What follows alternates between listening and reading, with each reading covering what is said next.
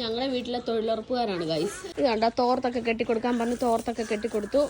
ഇവിടെ ഇന്ത്യയിൽ വന്നിട്ട് പല തരത്തിലുള്ള എക്സ്പീരിയൻസ് ആണ് എൻ്റെ പിള്ളേർക്ക്. ചിരട്ടയ്ക്കകത്ത് ചെടി കുഴയ്ക്കുന്നു.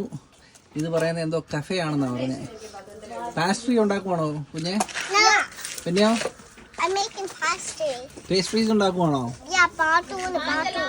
പ്ലാവില കൊണ്ട് സ്പൂൺ ഉണ്ടാക്കിയിരിക്കുക. കുമ്പിള് കൊത്തി മമ്മയാണ് ഉണ്ടാക്കി തന്നതാ. മണ്ണുവണ്ടി വരുന്നത് കണ്ടോ?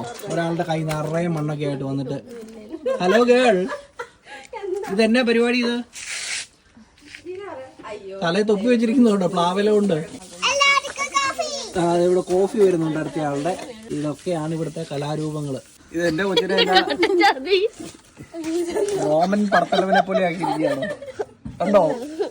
കണ്ണ് കാണാവോ കുഞ്ഞെ നിനക്ക്? അതെ, ഇവിടെ അടുത്ത പ്ലാവല തൊപ്പി സെറ്റ് ചെയ്തോണ്ടിരിക്കുകയാണ്. എന്താണ് ഇത്? പാല്. നീ ഇനി ഒന്നും ഉണ്ടാക്കണ്ട, ഈ ഉണ്ടാക്കിയെടുത്തോളം മതി.